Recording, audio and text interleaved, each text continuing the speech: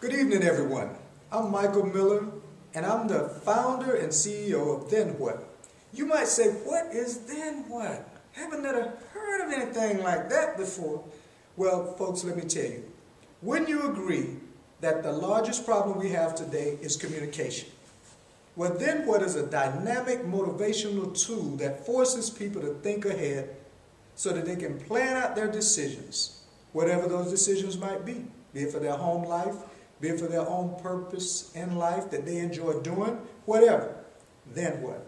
Here today I have with me Mr. Jonathan Parker, one of my mentees. He's been knowing me, I think, about 2 years now. And we're going to ask him some questions about what he feels the value of Then What has been to him. Jonathan, how are you doing, my friend? I'm doing excellent. How are you doing? I'm doing good. Could you possibly tell the people, when you met me, what you thought you might receive, or what type of thought process you had about me being in your company? Well, Dr. Miller, one of the things that happened when I first met you was your approach was so aggressive that it took me off guard. But it was a blessing because I needed someone who was aggressive with me to show me, because I was really in a hole by myself. And so one of the things that I've learned from being around you is that it is absolutely okay with approaching people that you don't know. It's okay with planting seeds even when people are not asking for it. And so it was a blessing for me when we started to talk more often and you started to sow more into my life. Wow, you know, I didn't actually know those details till today. That's pretty interesting. It's amazing what happens when you just be very direct and ask people questions that you need to know. Sure. Now, the next thing I wanted to know, was there any value Then What itself, the process of that, added to you planning out in your personal life, in your family life, or in your goals for life? Absolutely. One of the first things that you had me do was create a vision board. And a vision board basically was a board that it was just a regular piece of poster board that allowed me to put all my visions for my goals, short-term goals as well as long-term goals. And every single day I had to put it in a specific place that I'd see it every single day. And so the vision board allowed me to look at what today's goals, tomorrow goals, 5 years goals. And that was 3.5 years ago that we actually had a chance to meet. And today I still have that vision board. It's been that long? It has been. Did you find that it made you accountable to your decisions more? It did, because when you set goals, and I think everyone does this, but when you set goals, they start off with excellent intention. However, just everyday walks of life take you down a different road. And you soon forget those small, short goals that really, without that one screw, the entire car would kind of fall apart.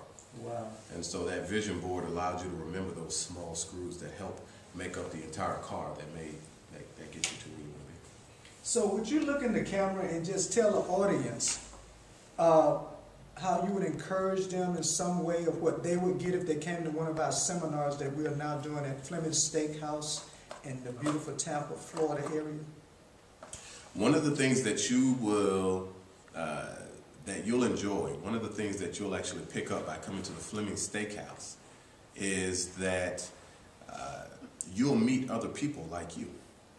People who have their goals, people who are in their different walks of life, people who have their challenges, people who are where they thought they would be 10 years ago, people who are nowhere near where they thought they'd be in 10 years. So you're in a familiar setting with everyone. It's a classy setting, but I think the thing that you would pick up is the fact that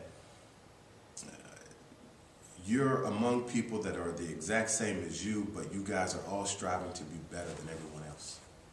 And so one of the nicer things is, I think when I went to your first seminar, it was extremely impressive because I was able to meet people that I had not seen for years. And aside from meeting them, they were walking and talking almost like a Dr. Miller. You know, it was amazing. You know, I had met people before in my lifetime where, you know, they would look at me and say, "Oh, you must be a Parker," because they all knew my father. And it was almost the exact same thing. You know, so you must be a part of Then What, or Make the World a Better Place, because you see them or you see you through them. Wow. Now, what is the most powerful quote that we all have learned to depend on without then what? Oh, Lord. I can never forget this quote. It's, I am the 1% of 100% that excels continually beyond my own expectations because I'm a world changer and a history maker. All right. That being said, do you feel like that created a larger process of thinking unlimited in your mindset? Absolutely. Once you continually say that quote in your mind, time after time after time, even if it takes you to say it 2,000 times, because that's about the amount of days he called me. Once you say that so many times, it automatically just starts to be a part of who you are. And so you start to remember that I am that 1%, and you start to try to figure out exactly what that means. And so, yes, it does. All right, our time is running out now. So what I want to say to you folks out there in the audience is your life will become what you believe, say, and do. And that's then what. Signing out for now. Thank you.